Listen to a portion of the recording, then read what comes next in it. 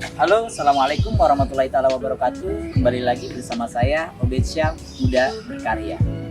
Oke teman-teman, di video kali ini saya akan share kepada teman-teman semua agar kita tidak terjerat oleh fenomena hutang. Fenomena saat ini lagi banyak sekali anak-anak muda yang tentunya memiliki trouble atau masalah dalam kehidupannya dengan persoalan hutang. Kita bisa lihat di media banyak sekali anak-anak muda yang di bawah umur 19 tahun. Berdasarkan data dari OJK, lebih dari 2.200 anak muda yang terlilit oleh hutang. Nah, bagaimana supaya kita tidak terjerat oleh hutang-hutang yang notabene pinjol? Saat ini anak muda memang berbeda dengan anak muda pada saat sebelum-sebelumnya. Milenial ini udah diberi kuasa dengan gampangnya, dengan cara kita mengupload foto dan KTP kita secara selfie, lalu kita bisa mendapatkan pundi-pundi uang dari pinjaman-pinjaman online yang tentunya tidak menguntungkan bagi kita. Hutang pada saat muda tentunya jauh dari keterdesakan. Beda halnya ketika kita sudah berkeluarga. Anak muda saat ini mereka terlilit hutang oleh karena tergiurnya tawaran-tawaran dari pinjol dan meningkatnya realita keinginan gaya hidup yang semakin fenomenal. Oke teman-teman, di video kali ini saya ingin share buat teman-teman yang baru mampir di channel Obed Syam, jangan lupa like, comment, dan subscribe tentunya. Mudah-mudahan di video Obed Syam saya terus berkarya membuat video-video terbaru, mengedukasi teman-teman semua, memotivasi dan menginspirasi. Jangan lupa di-share tentunya agar tidak hanya di diri kalian aja, semoga teman-teman kalian atau saudara kalian yang membutuhkan tentang edukasi hutang pinjol yang tentunya berdampak buruk pada kehidupan kita. Kita bisa lihat cuplikan video di berita-berita berikut ini.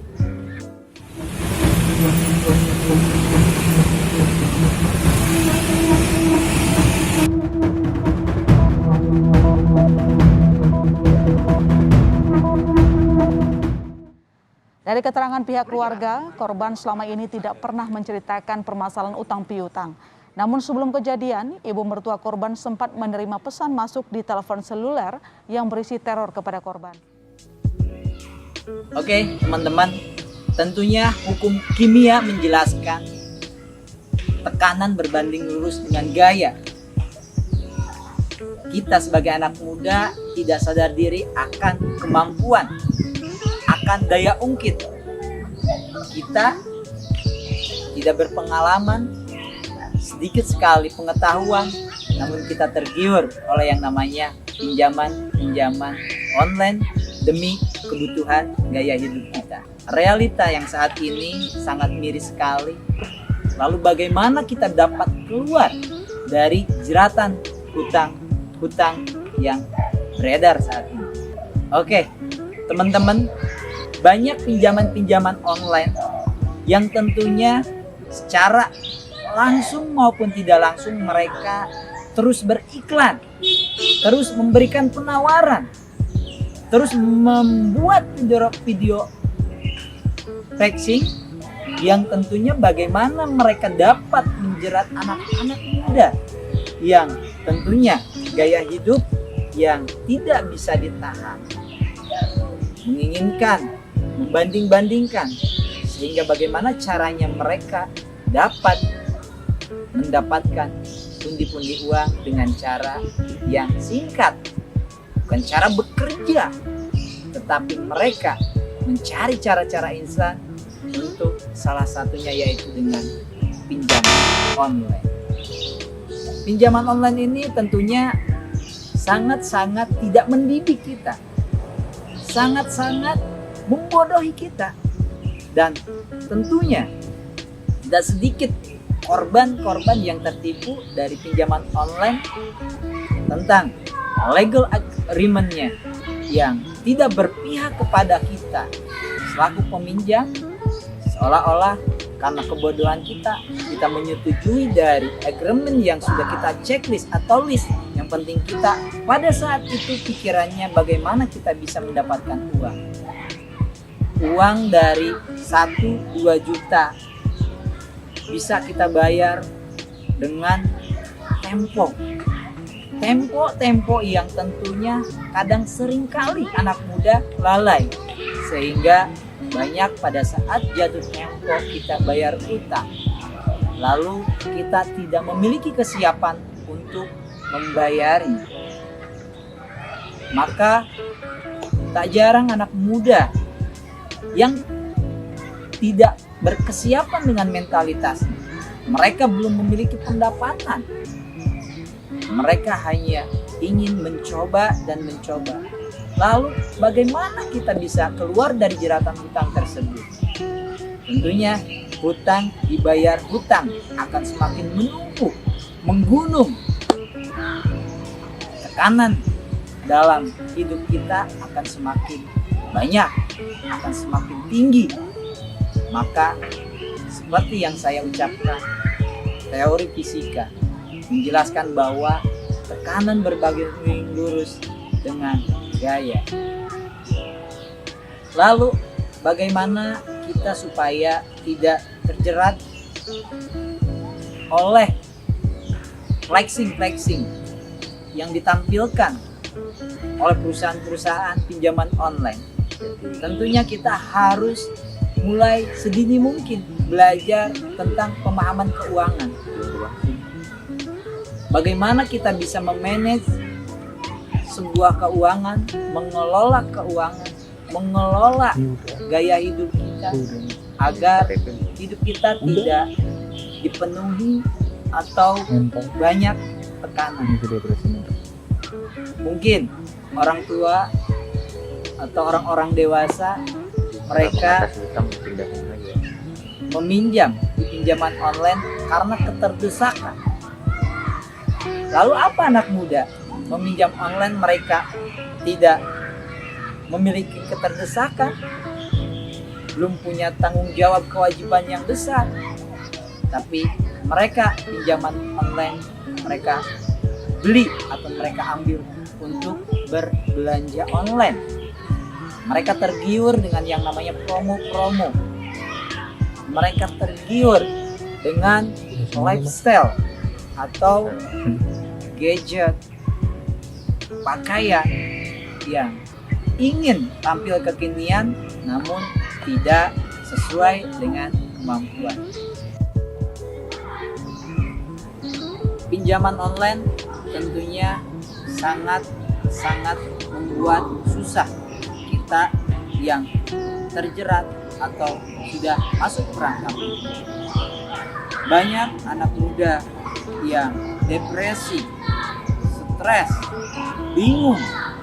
Akhirnya mereka banyak sekali yang mencoba untuk bunuh diri. Mereka tidak bisa membawa akal sehatnya karena mereka tidak memiliki mentalitas, kekuatan. Bagaimana cara menyelesaikan hutang-hutang yang sudah ditanami.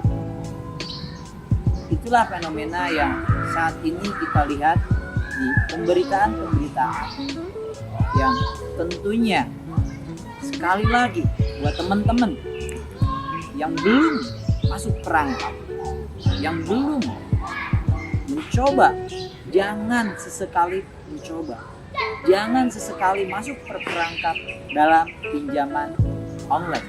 Tentunya ini akan menjadi lingkaran setan, bahkan lingkaran iblis yang akan rusak. Bahkan kita pun akan kebingungan sendiri, bahkan akan menyusahkan orang tua. Dan tentunya karakter kita akan dipublikasi dari nomor handphone kita bahwa kita memiliki hutang. Itulah depresi-depresi yang mungkin teman-teman kita yang tidak siap, sehingga mereka bingung Nama baik mereka sudah tercoreng. Nah, untuk selanjutnya saya ingin memberi tips kepada teman-teman semua. Bagaimana kita agar hidup kita diberikan ketenangan, kenyamanan, dan kita bisa terlepas dari yang namanya jeratan hutang. Oke teman-teman, saya akan share pada teman-teman semua, yaitu bagaimana kita keluar atau dapat keluar dari jeratan hutang pinjol maupun hutang-hutang lain. Tentunya saya akan mengulang-ulang supaya teman-teman dapatkan insight atau ilmu atau hal-hal yang bermanfaat dari video saya ini. Saya akan mengulangi bahwa tekanan sesuai gaya fisika atau hukum fisika, tekanan berbanding lurus dengan gaya. Gaya tentunya kembali lagi kepada diri kita. Nah, di sini ada 3 pilar dalam kehidupan ini. Pertama, sandang.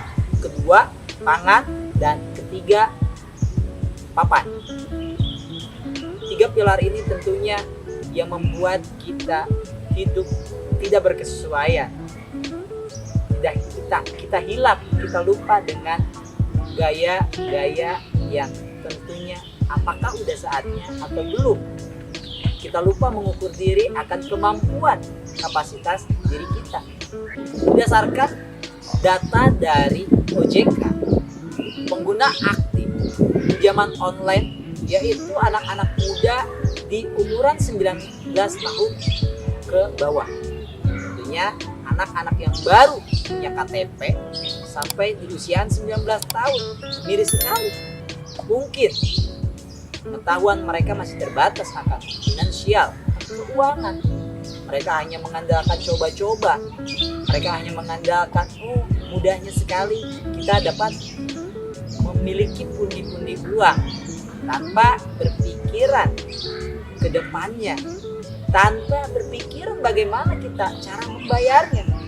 Bahkan notabene di saat perekonomian kita yang sekarang tergerus oleh pandemi, orang banyak yang susah, lalu diiming-imingi oleh sebuah pinjaman online. Inilah yang akan membuat gaya seseorang menjadi besar, gaya seseorang menjadi tak terbentuk. Buat teman-teman, tentunya yang pertama, agar kita tidak terlilit atau masuk jeratan hutang, teruslah pahami, pelajari tentang finansial, tentang keuangan. Mungkin dengan kita mengetahui bahwa minim sekali kita mengetahui tentang keuangan. Ketika kita sudah tahu bagaimana mengelola keuangan, maka kita akan belajar bijak bagaimana uang masuk, bagaimana uang keluar, lalu bagaimana kita cara mengatur, sehingga kita bakal mengukur diri, mengukur kemampuan kita. Jangan sesekali kalian yang belum bekerja, belum berpenghasilan, atau uang ada di dalam kantong kita berdasarkan kita dikasih oleh orang tua kita, lalu kita main pinjam-pinjam online, buat main game online, buat belanja online. Stop. Apalagi kalau misalkan kalian belum berpenghasilan, belum berpendapatan. Tentunya jangan sesekali masuk ke arena atau area pinjaman online.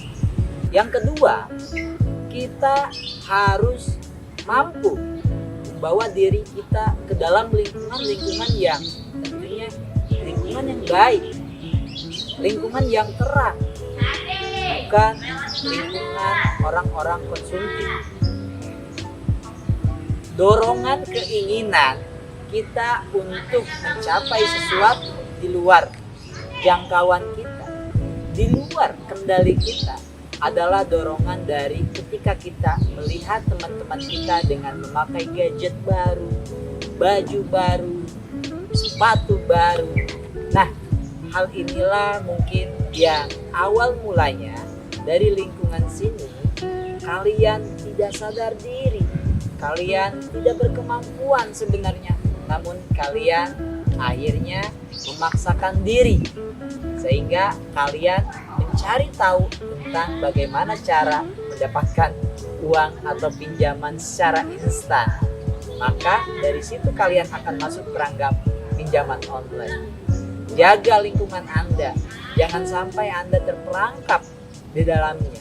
Karena tentunya ketika Anda dapat terperangkap dalam lingkungan tersebut, kurangilah dan tinggalkanlah sehingga Anda tidak menjadi korban pinjaman online berikutnya. Yang ketiga, kalian harus sehat secara jasmani maupun rohani. Maka ketika jasmani dan rohani kita sehat, pikiran kita dapat berpikir secara logis, secara realita. Kita akan memiliki rem dalam kehidupan ini.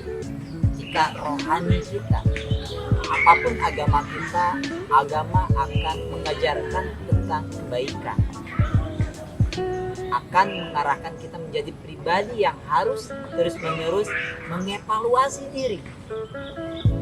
Maka kesehatan jasmani maupun rohani, kalian yang sudah punya hutang atau terjerat dalam lingkaran hutang, maka kita harus sehat secara jasmani kita. Ketika kita sehat secara jasmani, tentunya kita dapat bekerja, dapat mencari kerja. Tapi ketika tubuh jasmani kita sakit, tidak berdaya, kita tidak bisa berbuat apa-apa. Bicara tentang rohani, ini akan menjadi pakem-pakem mana hak dan kewajiban kita. Tentunya dengan rohani ini kita akan memperkuat sisi spiritual kita, bagaimana kita bisa menjalani kehidupan ini sesuai dengan tuntunan agama yang diajarkan dari kecil, dan itulah yang akan menjadi benteng hidup kita. Dan yang keempat, dari tiga hal tersebut tentunya yang paling utama adalah hiduplah dengan kapasitas hidup yang kita mampu. Jangan pernah membandingkan diri kita dengan orang lain. Jangan pernah kita berkeinginan di luar batasan kemampuan kita. Tentunya kenyamanan, ketentraman dalam hidup kita akan terasa indah, akan terasa nyaman jika kita sadar diri dan tahu diri kita. Maka hiduplah sesuai kapasitas dan naikkan kapasitas ketika kita memiliki kemauan. Oke, teman-teman yang baru mampir di channel Obed Syam, jangan lupa like, comment, dan subscribe. Mudah-mudahan video ini dapat memberi solusi, dapat bermanfaat buat teman-teman semua. Dan jika video ini bermanfaat, lalu share juga ya ke teman-teman, keluarga maupun komunitas Anda, sehingga tidak hanya berdampak pada diri Anda juga mendapat pahala dari share video yang bermanfaat. Oke, saya Obed Syam pamit undur diri. Mudah-mudahan saya terus berkarya di tagline Muda Berkarya. Wabillahi taufiq wal hidayah. Wassalamualaikum warahmatullahi wabarakatuh.